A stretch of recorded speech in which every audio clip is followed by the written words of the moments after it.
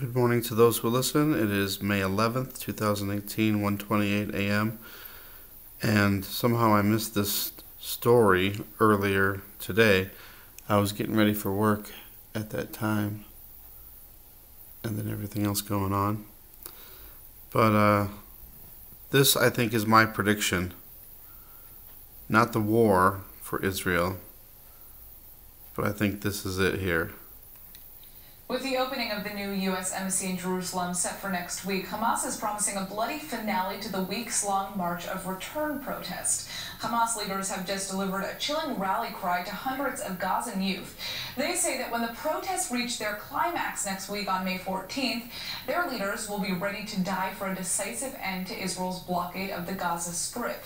ILTV's Brett Allen Smith is here. Now, Brett, the embassy opens in just a few days. How bad are these clashes going to get? Well, I mean, this is the final hour. The entire idea behind the whole March of Return rally, right down to its scheduling, is to parallel that moment that the embassy opens its doors and is open for business. That's going to be a very painful moment for the Palestinians all over the world, because as much as Israelis, feel very validated by Trump's recognition of Jerusalem and, by moving the embassy, this is a big nail in the coffin to the dream of Palestinians that they've been fighting for, for quite some time now.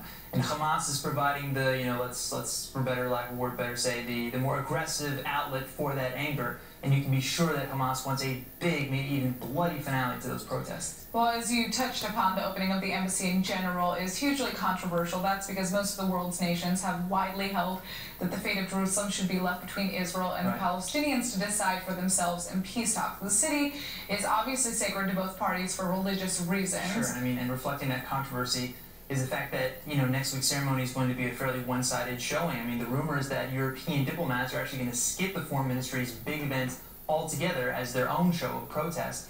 Something like, I think 86 ambassadors were invited altogether, but I think only about 30 as of now have formally accepted the invitation. But even though this is going to be mostly Americans and Israelis present, even some of the American embassy team that's based full-time here in Tel Aviv is actually not so thrilled about the move. I'm not going to name any names, but the feeling is actually pretty mixed in the office here, I will say, because they expect that this maybe is just going to spark more bloodshed and unrest in the future.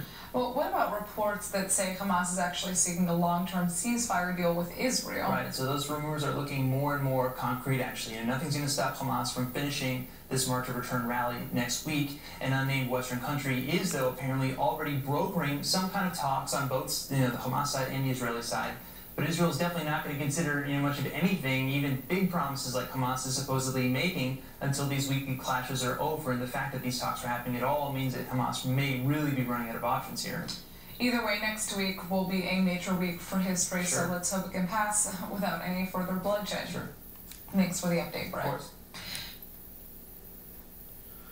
So, there's my prediction. I think there's going to be something happening with this. And I had made a prediction before too, and I still think it can happen.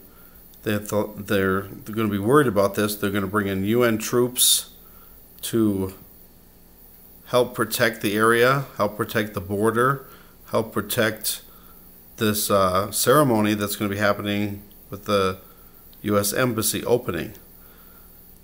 So this is what I'm worried about. This is what I think is what I meant by the prediction that something's going to happen.